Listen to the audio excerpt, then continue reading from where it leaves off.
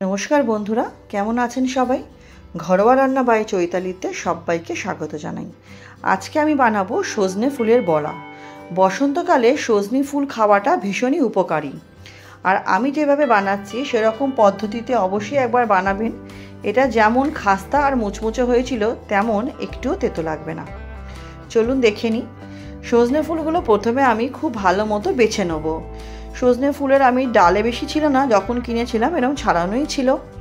তো ভেতরে যে আমার সবুজ সবুজ কাঠিগুলো পড়েছে সেগুলো ছাড়িয়ে নেবো। যা টুকটাক নোংরা থাকবে সেগুলো আমি সজনে ফুল থেকে ছাড়িয়ে নেব। আমি 100 গ্রাম মতো সজনে ফুল নিয়ে এসেছিলাম বাজার থেকে। সজনে ফুলগুলো এবং জল পাল্টে পাল্টে 2-3 বার ভালো মতো ধুয়ে নিয়েছি। ধুয়ে একটা বাটির মধ্যে নিয়ে নিলাম। দেখুন সজনে ফুলগুলো খুব ভালো মতো আমি ধুয়ে নিয়েছি। কতটা ভালো লাগছে দেখতে। এবার সজনে ফুলটা ম্যারিনেট করব। তার জন্য আমি এখানে 3 চামচ দিয়েছি বেসন। আমি এখানে ছোলার বেসন ব্যবহার করেছি। 3 চামচ বেসন দিয়েছি, আর দেবো চালের গুঁড়ো 1.5 চামচ। বেসনের পরিমাণটা যা হবে চালের গুঁড়োর পরিমাণ হবে তার ঠিক হাফ। 1.5 চামচ দিয়ে দিলাম চালের গুঁড়ো। এরপরে আমি দেবো কিছু গুঁড়ো মশলা। ছোটো চামচের হাফ চামচ দিলাম হলুদ গুঁড়ো। স্বাদ অনুযায়ী নুন দিয়ে দেবো হচ্ছে কালো জিরে। ছোটো চামচের 1 চামচ কালো জিরে দিচ্ছি। আর আমি একটা কাঁচা লঙ্কা কুচিয়ে রেখেছিলাম সেটা দিলাম। আর দেবো ছোটো চামচের 1 চামচ সাদা তিল। আমার কাছে এই মুহূর্তে পোস্তটা ছিল না বলে পোস্ত দিইনি, আপনারা চাইলে সাদা তিলের জায়গায় পোস্ত দিতে পারেন। আর দেবো ছোটো চামচের হাফ চামচ কাশ্মীরি লঙ্কার গুঁড়ো দিয়ে এবার পুরো মিশ্রণটা খুব ভালো করে হাতের মাধ্যমে একটু ভালো মতো মেখে নিতে হবে চটকে চটকে। বেশ মাখাটা যেন বেশ একটু শক্ত শক্ত হয়। দেখুন ঠিক এইভাবে মেখে নিতে হবে। নতুন বন্ধু যারা আমার এই ছোটো চ্যানেলে নতুন ভিডিওটি প্রথম দেখছেন, আমার রেসিপিটি যদি সামান্য হলেও ভালো লেগে থাকে চ্যানেলটি সাবস্ক্রাইব করে পাশে থাকার অনুরোধ রইল। পাশে থাকা বেল আইকনটি প্রেস করে অল নোটিফিকেশানটা অন করে নেবেন, যাতে আমি চ্যানেলে যখনই নতুন নতুন রেসিপি আপডেট করব সবার আগে আপনাদের কাছে নোটিফিকেশান পৌঁছে যাবে। পুরনো বন্ধুদের অনেক ধন্যবাদ পাশে থাকার জন্য। এটা আমি মিনিট 10-এর জন্য ঢেকে রাখবো। দেখুন কড়াইতে এদিকে তেল দিয়ে তেলটা গরম হতে দিলাম, আর 10 মিনিটও হয়ে গেছে। দেখুন মাখাটা আমার অনেকটাই নরম হয়ে গেছে। এবার আমি এটাকে হাতের সাহায্যে একটা শেপ দিয়ে নেব। আপনারা আপনাদের পছন্দ মতো শেপ দিতে পারেন। আমি এরকম করে একটু হাতের মাধ্যমে চেপে চেপে নিয়ে আমি একটু গোল গোল করে শেপ দেওয়ার চেষ্টা করছি, চ্যাপটা চ্যাপটা গোল গোল মতো।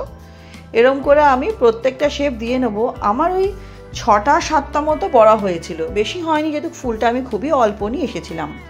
আপনাদের কাছে একটাই অনুরোধ করব, আমার ভিডিওগুলো তো খুব একটা বড় হয় না, তাই কেটে কেটে না দেখিয়ে সম্পূর্ণ দেখার অনুরোধ রইল।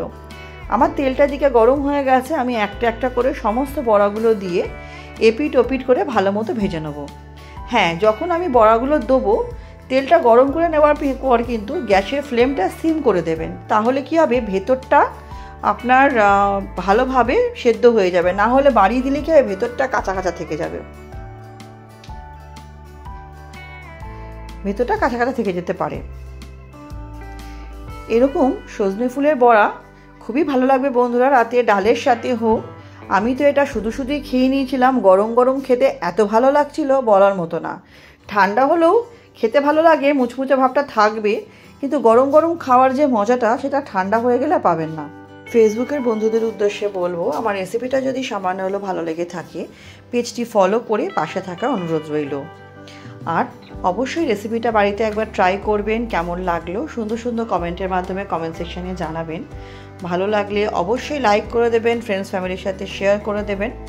অবশ্যই আমার পাশে থাকবেন, আমি সবাইকারই পাশে সবসময় আছি। দেখুন প্রত্যেকটা বড়া আমার এপিট ওপিট করে খুব সুন্দর করে ভাজা হয়ে গেছে। এবার প্রত্যেকটা বড়া আমি একটা একটা করে তুলে নিচ্ছি। তুলে নিলে এটা আমার রেডি হয়ে যাবে গরম গরম পরিবেশন করার জন্য। আপনাদের সুন্দর সুন্দর কমেন্টে না রান্না করার উৎসাহটা দ্বিগুণ বেড়ে যায়। তাহলে চলুন, ভিডিওটা তো আমার এখানেই শেষ হয়ে গেল। নেক্সট দিন আবার হাজির হব নতুন রান্নার সাথে। সবাই খুব ভালো থাকবেন, সুস্থ থাকবেন।